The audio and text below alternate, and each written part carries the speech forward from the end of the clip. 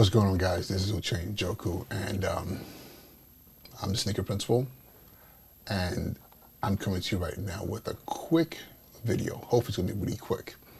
And what I want to talk to you about is my endless journey around identifying the right lens setup for my video recordings. And it's been tough because I don't have all the lenses I've used so far here in front of me, but for a while this has been my beast right here. So you guys can see what it is. This right here. Let me put the lens cap back on. This is the Canon 16-35mm 2.8 Mach 2 lens here. It's been amazing. Pop this on my camera and I record my content, and it's been beautiful. However, I felt like I can do a little bit better. I mean, it's kind of hard to do better in this lens, but I wanted a little bit more light because I'm recording here in my studio space, my home office, whatever you want to call it, my man cave. I'm recording in this space, and the problem I'm having is I feel like I'm using Elgato lights, and I feel like I'm just not quite there yet. Like, I just wasn't quite there yet. The lights I mean, with artificial light, you could only go but so far. And the Elgato lights are amazing, but I wanted something that's a little bit more versatile, where I didn't have to turn all the lights on to be able to get good video quality. I wanted to be able to set up the moods and switch things up. Like, for example, all my lights on, it looks like this. You know, pretty good, right? But sometimes you don't want all the lights on. You know, sometimes I just want my key light on.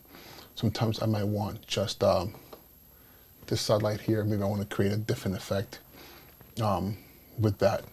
I don't know when I would ever use this, but you can still see my face pretty clearly, and I'll tell you why.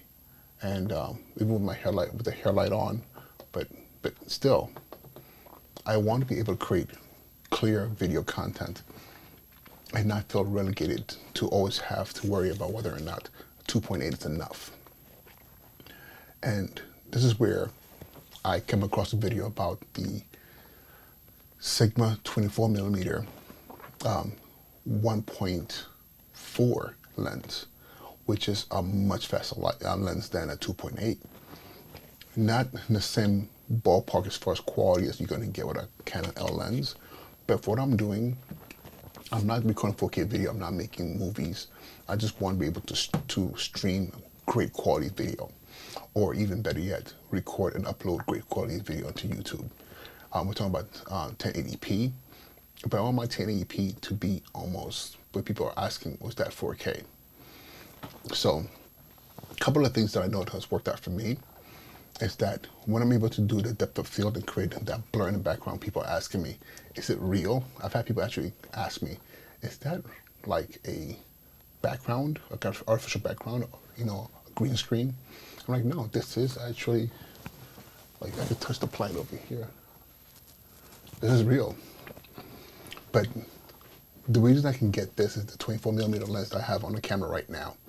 This lens here allows me to get this amazing depth of field and also be able to do a lot of things with low light.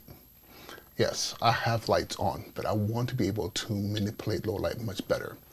So this bad boy, I love this lens here, is going back to my camera bag. I'm going to be using it more on projects where I'm outdoors versus for what I'm doing in here. So right now, I can't show you the lens. It's on the camera. The 24mm Sigma Art lens is on the camera. A couple of things I've been able to do with this camera that's quite amazing. Again, 1.4. I'm able to. I'm looking at my settings right now. I have 1.4 wide open, completely wide open. In most cases, wide open would mean that it would be completely like washed out, overexposed. But a couple of things. Tell you right now, my frame rate is 60. It's at 60 right now at 1080p. I have my shutter speed at my shutter at 1/100 160th, and so 1/160. My ISO is at 160, and this allows me to get this right here. You know, 160 tends to be a little bit more washed out or overexposed, but am I right about that? Hold on, let me make sure. I'm actually playing with it right now, so to make sure I'm not giving you wrong information. So yeah, I'm sorry, no, 160 tends to be a little bit, usually typically a little bit on a darker side. So what I did was I pushed my ISO from 100 to 160. So what I'm doing right now, I've balanced it out where I can get the best amount of color in my setting right here. And all this is happening for one other thing that I forgot to talk about in the beginning, is the facial recognition. And I'm sorry I'm not looking at the camera. I'm looking at the flip-out screen on my EOS R. Facial recognition right now is working amazingly well. I don't think I've ever had facial recognition work this well. Because of the separation between the background and me, it can see my face. There's no other noise here to confuse it, where it's like, what am I looking for? My face is right here. Everything else is super blurred in the background. So right now, like, facial recognition is working amazingly well. And with all these settings, listen, I'll be honest with you, I don't know the technicals behind why it works, but these are the things that, from watching YouTube videos and from watching other content creators, I picked up, making sure that that I'm roughly doubling my my shutter in comparison to my frame rate. Usually in the past I've had a frame rate it was a 60. My shutter speed was a 60. And I've come across a video where someone was showing how to boost the ability of the camera to really work facial recognition even better. Not facial recognition, face tracking. And he had it at 160. He had shutter at 160th versus in comparison to the 60th for the frame rate. So I did the same thing here. So right now the facial recognition is working really well. The only time it gets weird is if I put something in front of my face, then the camera is forced to like focus on whatever is in my hand, take it away, face is back in focus, and the square on my camera on the flip out screen is there pretty much all the time. And so I did those two things. Then the why would I put a 1.4 lens on my camera and not use the 1.4? I want as much light in here as possible. So 1.4. And then ISO, I had to play with that to find the best, because I wanted to keep the shutter speed, frame rate, and my f-stop fixed. Then ISO is what I used to kind of balance out, if it was too dark. So I went from 100 to 160 ISO. It worked out pretty well. And now my facial recognition is working. And I think this is it. From now on, this is the lens that's going to be on my camera in my studio space. And I'm going to try to find a way to replicate this in my office. In my office, I don't have much of a problem, because in my office, what I'm using is actually this. I'm using a Lumix. This is the Lumix Panasonic G85. And what I have on here is the 16mm lens, which is also, again, Sigma. And this is a 1.8. I'm tripping. 1.4 as well. 1.4.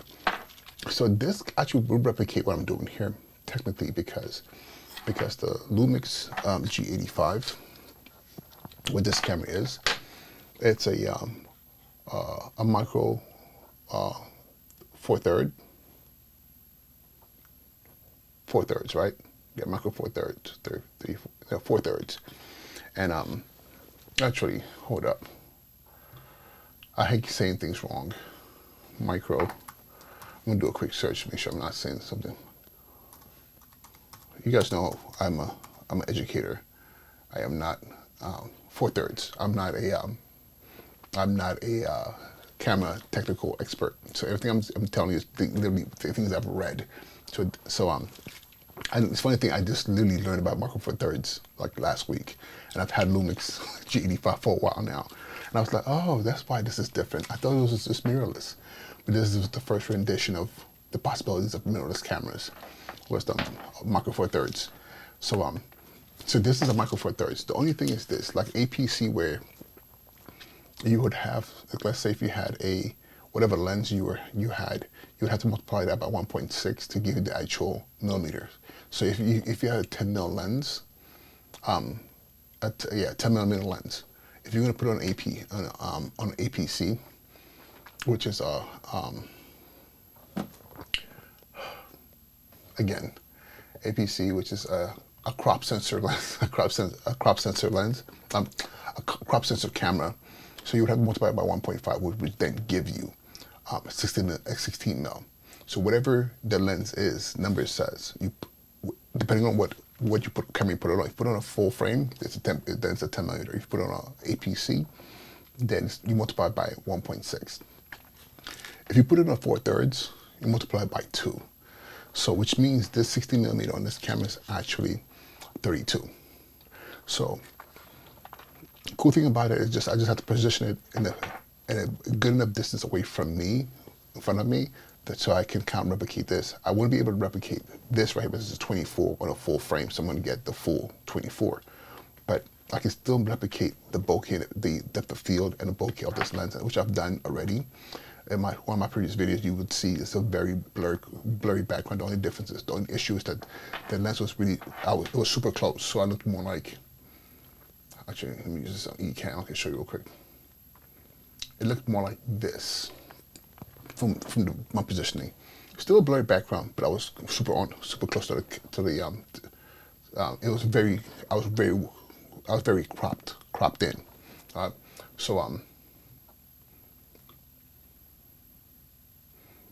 Some of you might ask, how did you do that? Ecamm Live. Ecamm Live allows me to do a lot of cool things with my production. So yeah, so I just wanted to share that real quick. This is probably like super longer than I expected it to be, 12 minutes. But for those of you who are interested in anything I have to say, hopefully that was helpful. Again, the Sigma 24mm art lens, 1.4, amazing. And then 1.4 also 16mm, that is in a Micro Four Thirds, amazing. That depth of field is super dope, super dope. And then, again, my brain says if I'm going to have a lens that has is a 1.4, I want to keep it at 1.4 and to have everything else work around that 1.4 versus having it be where it's a 1.4, but I'm stopping it down to like to a 2 or 2.8. Doesn't make any sense to me for that. If I was making movies and I was walking around and doing stuff like that, yeah. Maybe photography, I can see because I'm trying to get a level of sharpness, but I'm doing a video, so I want this to be as impactful and pleasing to the eye of somebody who's watching it. And I talk about that all the time. It's very important, to me at least, that when I create something, audio is great, lighting is great, video is great, stability is awesome. So that's pretty much it, guys. Hopefully this was helpful to someone out there, or at least entertaining. This is Uche Njoku, Sneaker Principal.